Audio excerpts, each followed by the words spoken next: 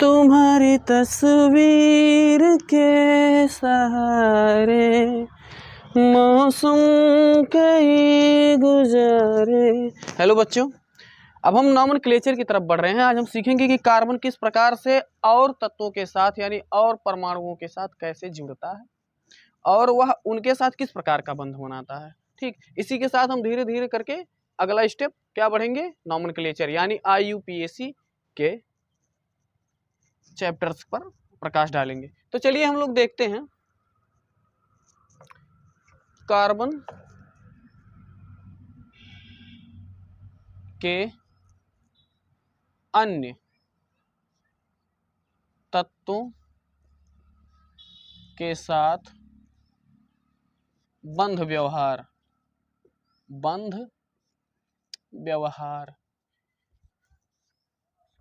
इसे पढ़ना इसलिए जरूरी है क्योंकि अभी इसके आगे हम IUPAC बनाएंगे कई प्रकार के यौगिकों का, तो उनमें और भी तत्व जुड़े रहेंगे। जैसे कार्बन के साथ हाइड्रोजन तो रहता ही है क्योंकि यह कार्बनिक यौगिक है, साथ ही साथ नाइट्रोजन जोड़ दिया जाएगा, ऑक्सीजन जोड़ दिया जाएगा, क्लोरीन जोड़ दिया जाएगा, फ्लोरीन जोड़ दिया जाएगा, बोरान जोड़ दिया जाएगा, और भी कई तत्व जोड़ करके इसी प्रकार के नए नए यौगिक बनाए जाएंगे। और उनका पूछ लेगा आप इनका IUPAC नाम बताओ, तो हमें पहले सीखना है कि किस प्रकार से बंध जुड़े हुए हैं, उसकी संरचना क्या है, स्ट्रक्चर क्या है, तब तो हम उसके IUPAC को पढ़ेंगे।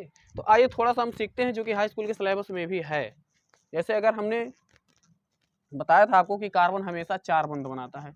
अगर हम मेथेन की, हमेशा हम एग्जाम्पल किसका लेते हैं, मेथेन का। जैसे मेथेन लिए तो CH4, यहाँ पर देख रहे हो आप 4 बंध है, पहला बंध, दूसरा बंध, तीसरा बंध, चौथा बंध। ये आपको बताना ही नहीं है, इसमें हमेशा 4 बंध। लेकिन कब हाइड्रोजन के साथ जुड़ा तो इसलिए क्या हुआ, सिंगल, क्या कर रहा है, एकल बंध बना रहा है ना, सिंगल बॉन्ड बना रहा है हमेशा। यानी कार्बन अगर हाइड्रोजन से जुड़ता है तो हमेशा क्या बनाएगा, एकल बंध बनाएगा, एकल बंध। हमेशा ध्यान रखना, कार्बन कभी भी हाइड्रोजन से जुड़ेगा तो एकल बंध ही बनाएगा। ठीक, लेकिन जब कार्बन कार्बन के साथ जुड़ता है तब देखो क्या केस होता है। यदि कार्बन कार्बन के साथ जुड़े, हमने बताया था हीरे के बारे में हमने पढ़ा था। यानी अगर आपके पास, याद करो हीरे की संरचना में, तो हमने इस प्रकार से बताया था आपको कि दूसरा कार्बन जब भी पहले कार्बन से जुड़ेगा हीरे के स्ट्रक्चर में, हीरे की संरचना में, तो वह एकल बंध के ही द्वारा, यानी कार्बन और कार्बन के बीच अगर बंध बन रहा है तो वह एकल बंध होगा, एकल बंध। ठीक, लेकिन आप जानते हो कार्बन कार्बन के साथ 2 बंध भी बनाते हैं, यानी डबल बॉन्ड भी बनता है, द्विबंध भी बनता है, कार्बन कार्बन के बीच द्विबंध भी बनता है। ठीक, तो हमेशा ध्यान रखना, कार्बन कार्बन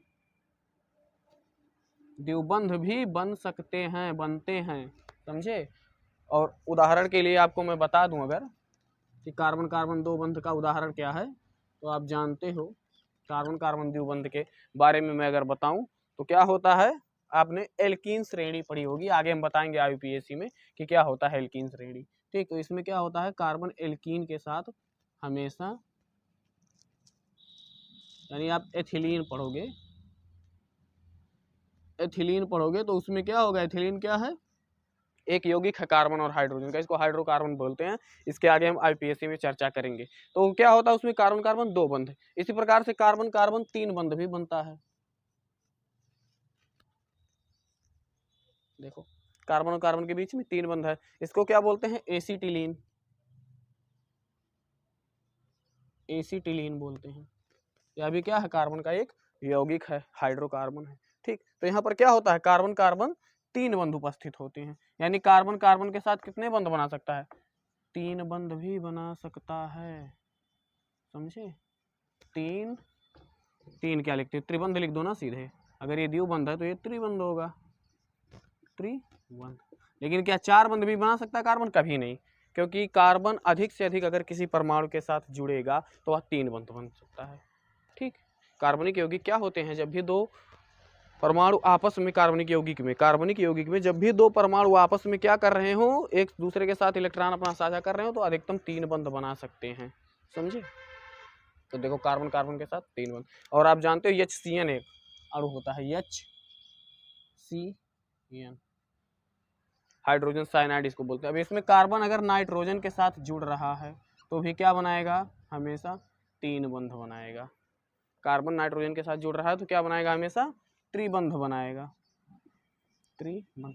क्योंकि आप जानते हो कार्बन की संयोजकता क्या होती है, सामान्यतः उसकी जो सामान्य संयोजकता होती है ना कार्बन की, वह 3 होती है संयोजकता, वह 3 इलेक्ट्रॉन आसानी से दे देता है। ठीक, और परमाणु के साथ जब भी साझा करेगा 3 इलेक्ट्रॉन दे देगा, कार्बन को दे दिया, कार्बन ने क्या किया, 3 बंध के साथ हमेशा क्या किया, जुड़ करके अपना यौगिक बना लिया। लेकिन हमेशा ध्यान रखो कार्बन हमेशा 4 बंध बनाता है, तो कोई ना कोई आकर के यहाँ जुड़ेगा। अब यहाँ भी कोई ना कोई आकर के जुड़ेगा, समझे, अरे सॉरी, यहाँ पर कोई ना कोई आकर के जुड़ेगा, यहाँ देख लो जुड़ेगा कोई, तभी तो 4 पूरा होगा कार्बन का। ठीक, अब यहाँ भी देख लो कोई ना कोई तो आकर के जुड़ेगा ही भैया, कोई ना कोई तो आकर के जुड़ेगा ही। तो ये यदि कार्बन ऑक्सीजन के साथ जुड़ रहा हो, यानी कार्बन तो हमेशा 2, क्योंकि ऑक्सीजन की संयोजकता 2 होती है, कार्बन साथ के द्विबंध में जुड़ेगा, हमेशा ध्यान रखना, कार्बन ऑक्सीजन के साथ द्विबंध में। कार्बन क्लोरीन के साथ, कार्बन क्लोरीन के साथ जैसे हाइड्रोजन के साथ बिहेवियर होता है कार्बन का, सेम क्लोरीन के साथ होगा। तो क्लोरीन के साथ किससे जुड़ेगा, एक बंध के साथ। कार्बन क्लोरीन के साथ हमेशा किससे जुड़ेगा, एक बंध के साथ ही जुड़ेगा, कार्बन क्लोरीन के साथ एक बंध के साथ ही जुड़ेगा।